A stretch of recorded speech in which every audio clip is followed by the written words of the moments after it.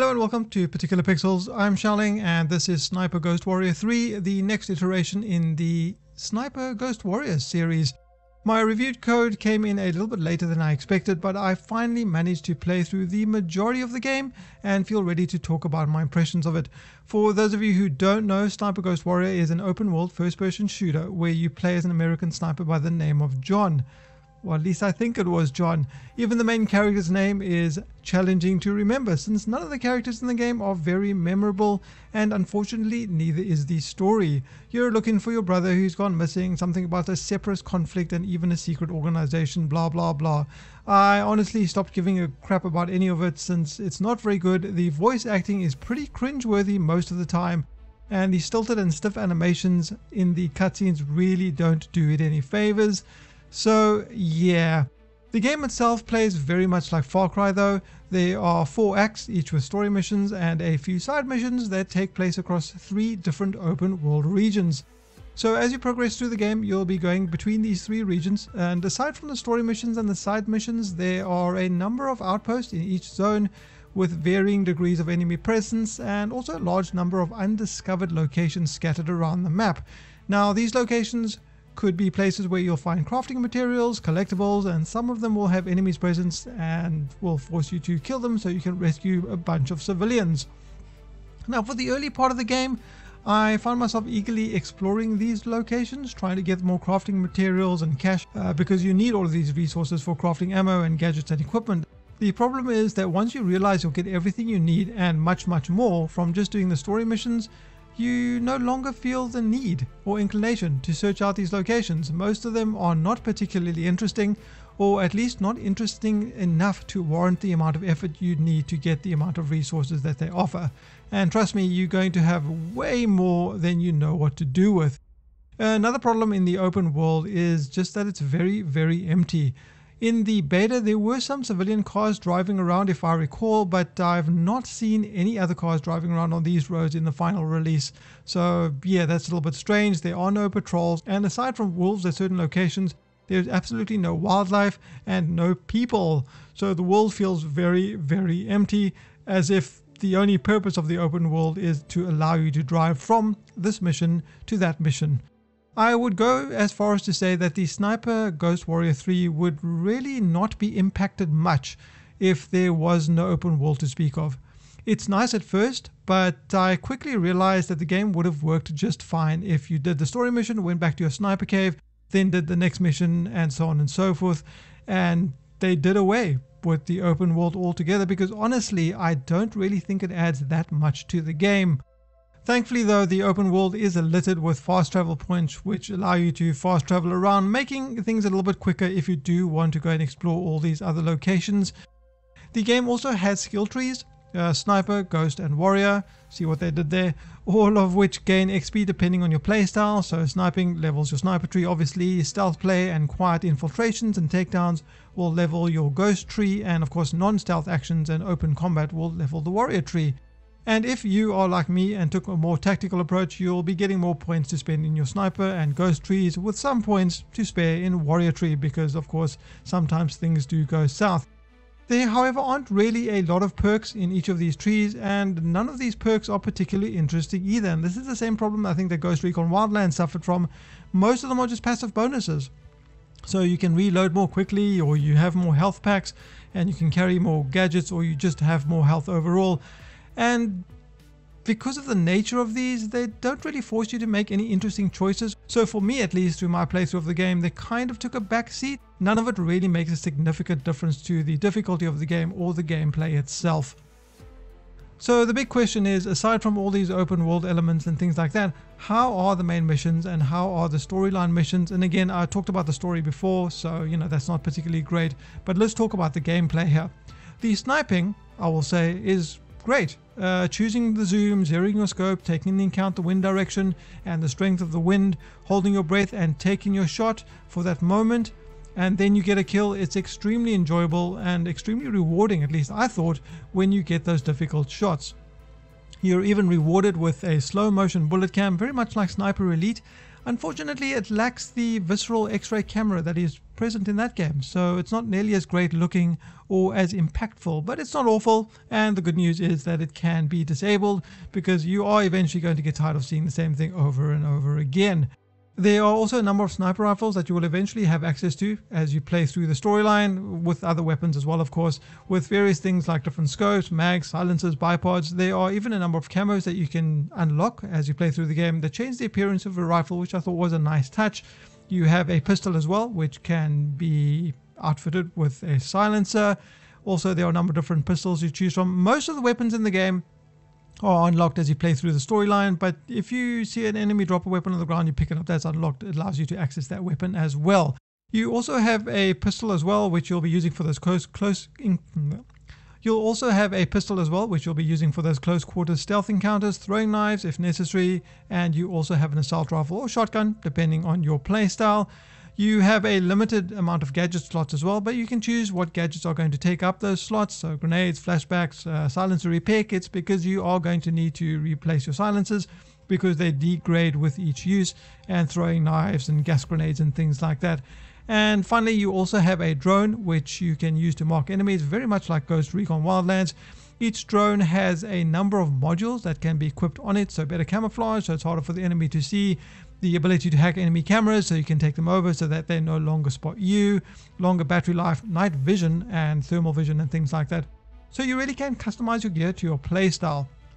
Taking on each of the outposts in the game was pretty enjoyable. Counter sniping and taking out enemies from range without being detected was rewarding, as I spoke about before. And then making your way into the outpost and taking down the rest of the enemies without being detected is pretty cool. And thankfully you can move bodies in this game as well. The only concern that I had was I chose not to take out some of the outposts because some of the story missions take you there anyway. Do I want to play this now and then have to end up doing it again when I play a story mission? So I ended up just avoiding all the outposts. I think once I've played through the story, then maybe I'll go back and take out the outposts that weren't included in story missions. Also, in Sniper Ghost Warrior, you can die very quickly in the game, so the game does encourage stealth play. And on top of that, many story missions also have the bonus objective of not setting off the alarm, so you are really encouraged to go in quietly. That's not stopping you, of course, from going in guns blazing, but you know, you'll get more reward for doing it quietly. If an enemy sees the body on the ground, they'll of course go and investigate. If you get spotted, the alarm goes off and all hell's going to break loose. However, you can hide in dumpsters and in cupboards, or just avoid the enemy altogether, and eventually the enemies are going to lose interest, like they do with most of these types of games, and go back to their routine patrols, even though all their friends are lying on the ground with their heads split open. I've been playing the game on hard. I won't say that I never died, but I haven't died very often. I think that if you're playing stealth, it does make the game a little bit easier. I didn't really even need to use health packs. I don't think I used a single health pack in my playthrough so far. I have used pills on occasion, and this is only really toward the end of the game when you start encountering the more armored and difficult enemies. The difficulty is customizable if you select challenge mode, so you can customize what parts of the HUD you want disabled and that kind of thing for a more authentic experience. The missions themselves, as you would imagine, revolve around killing enemies, rescuing certain people, or finding specific items, or accessing specific items. And for the most part, they've kept my interest in sneaking around, and the gunplay in the game is actually quite enjoyable. However, the game does suffer from a number of issues. Firstly, the game has no FOV slider, which is a huge oversight on the developer's part. Come on guys, it's 2017. Especially in a first-person game, you need an FOV slider. There is also no toggle for aim down sights, which is kind of disappointing since almost every game offers that option as well. And players have been asking for these features since the previous game. As to why the developer has not remedied these issues is beyond me. The FOV is editable via an INI file, I believe. I don't know if it causes any other problems in the game. I know that the gun models don't scale with the FOV, so you know, things might look a bit janky. But for those of you who do desperately need to change the FOV, it is possible. There are posts on the Steam forums on how to do this. There are also a number of graphics glitches in the game. Textures pop in, pretty much similar to a game like Rage and the Intech 5, where you turn around and then the textures slowly load in. This hasn't happened a lot for me, but it has happened on occasion, especially when you first load into levels. The shadows are also a little bit glitchy on certain areas, and the LOD, or the level of details, behaving erratically depending on where you're standing and your distance to them. They appear and disappear and fade in and fade out. I don't know, it's all a little bit weird. I even had an instance where there was a thunderstorm in the game, and you know, coming from playing Ghost Recon, which had amazing weather effects, to this was a bit underwhelming.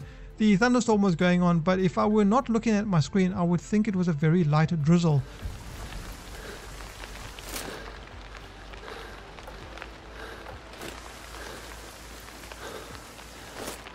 So the audio representation of the weather effect was very underwhelming. I also had one instance where I was unable to search any enemies at all until I'd interrogated an enemy, and then all of a sudden I could search all the bodies in the map, so I had to backtrack and stuff like that. I had a friend who was playing the game, and he kept falling through the world when he jumped off a specific ladder in a certain location every single time.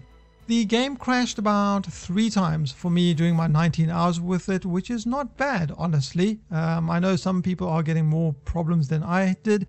I think I was very fortunate not to get some of these very strange bugs and issues that a lot of people have been reporting.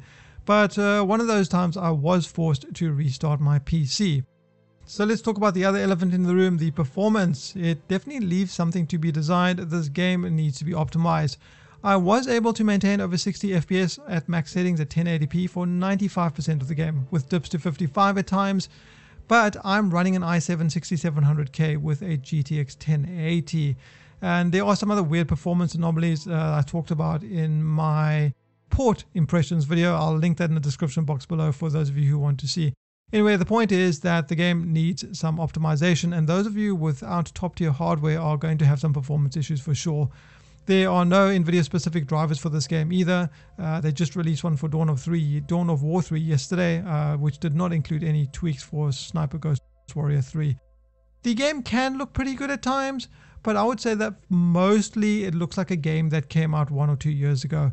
So to me, honestly, the poor performance is unwarranted, and as I said before, this game definitely needs a patch and it definitely needs some optimizing. However, the performance is better than the beta was, so I will give them that. At least it's less erratic than the beta was. The frame timing in the game is another issue. The good news though is that it's not quite on par with the abysmal frame timing in Dishonored 2, but it is present at higher frame rates. But it's also very erratic, so sometimes it's noticeable and sometimes it is not.